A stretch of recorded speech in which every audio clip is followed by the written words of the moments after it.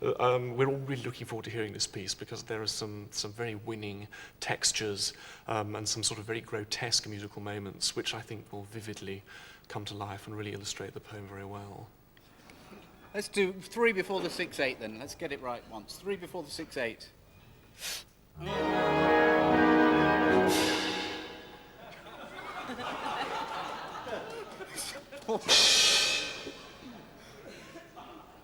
David, there's a pause on the bar line. Once again.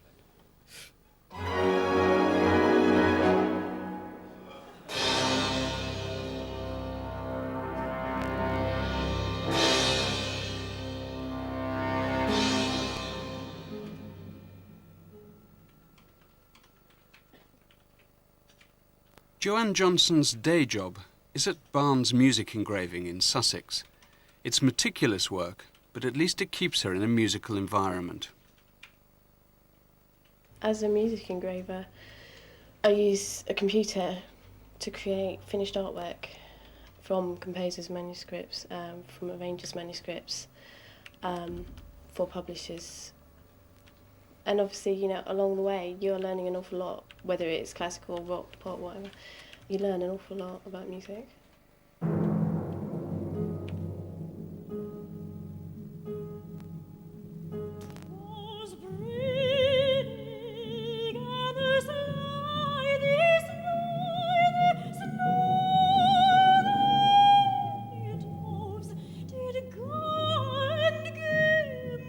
Jabberwocky was originally going to be a timpani concerto,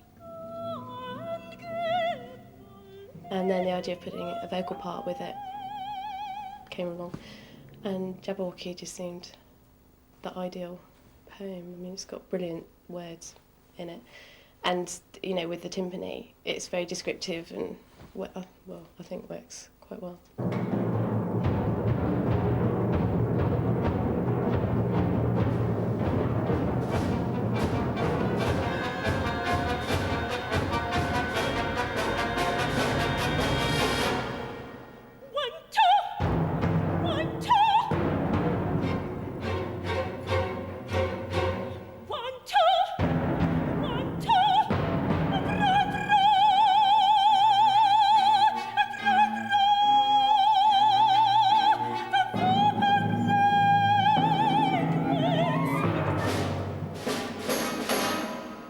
There is actually a sort of war going on at the moment within contemporary music between two types of compositional attitude, if you like.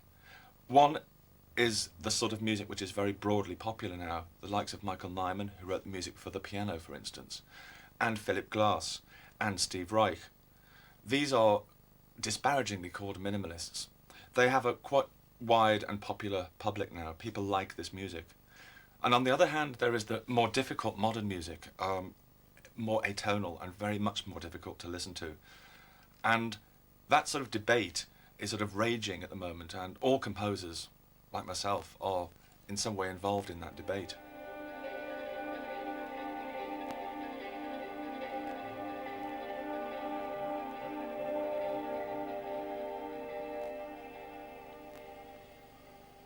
Well, I mean, I like it very much for all sorts of reasons. I mean, there's a sort of authority about the writing. I like it's very confident. I think the opening idea is fantastic. Because it could have easily been anonymous sounding, couldn't it?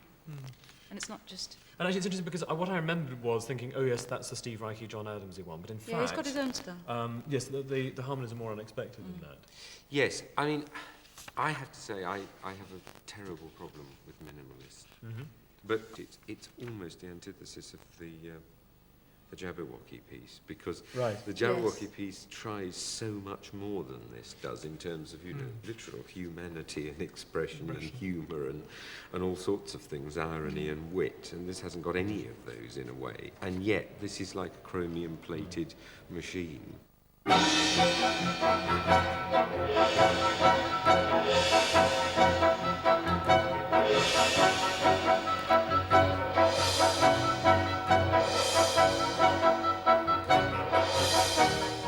I still think it's so obviously a type, and I'm tired of the type, that's all. Well, yes, then that is That's just an what aesthetic I mean. difference, is it? Because Yeah. I'm not Tyler the Type. Yeah. And, if I went to a concert and that was in it, I would be cheered, I think. Yeah.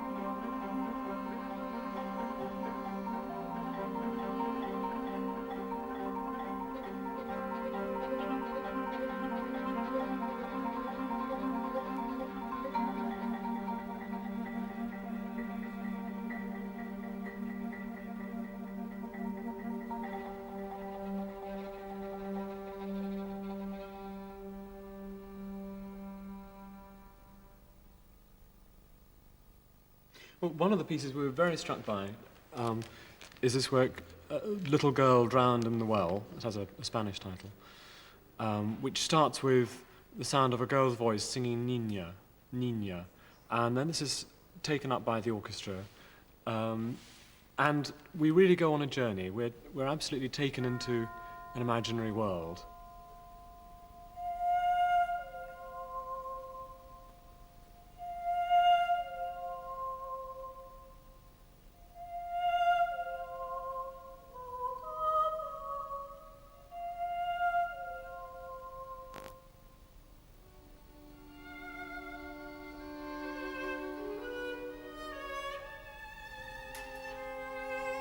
The title in Spanish is Niña ahogada en el pozo. It's based on a poem by Lorca, a poem that he wrote in New York in the late 1920s. What I've done is I've tried to just create a sort of aura of the poem's images, the images of isolation, of alienation, and also the great tragedy of the girl in the well, because obviously at the end of the poem and at the end of my piece the girl actually dies in the well. So really I just tried to create an impression of the poem and what the poem means to me rather than what the poem is.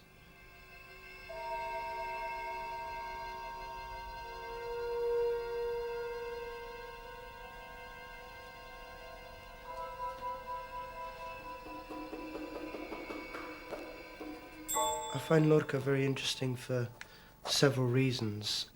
I'm half Spanish and I can associate really with much of the imagery, and I find him much more inspirational for my own composition than really any composer that I could name.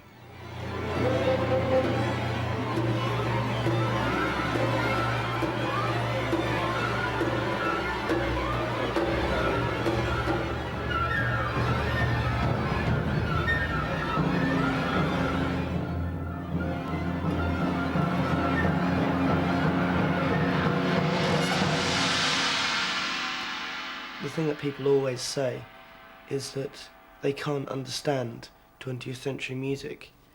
But if people just came and listened to a piece and just thought, well, what does that piece make me feel, make me think? How do I relate to that piece? Then that is the way that 20th century music can speak to people. And I think that's the way which I would like my music to be listened to. Listening to the 12 pieces were the composers Diana Burrell, Jonathan Dove, Julian Grant, Robert Saxton, Erilyn Wallen, and Steve Martland. They were the judging panel, along with the conductor, Martyn Brabbins.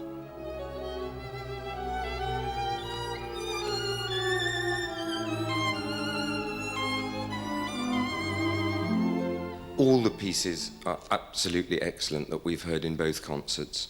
As Steve and I told some of the composers yesterday, you're all winners, and we really... The jury was supposed to select a winning composition in each age group, but remarkably enough, everyone felt that the two strongest pieces of the day were both by composers in the younger group.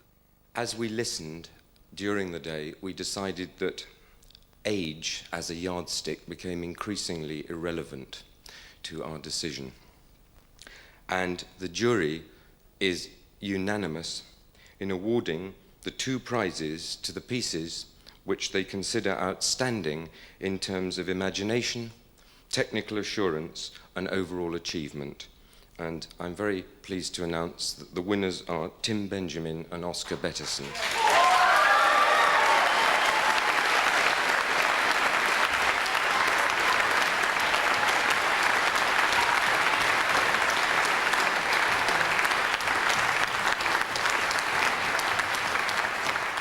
Very few of us will ever become professional composers, but whatever we end up doing, the experience of composing is a valuable one. Of course, you get a deeper understanding of music, but also on a wider level, a sense of discipline, imagination, and cooperation with others. And that's something that whatever you do, stays with you all your life.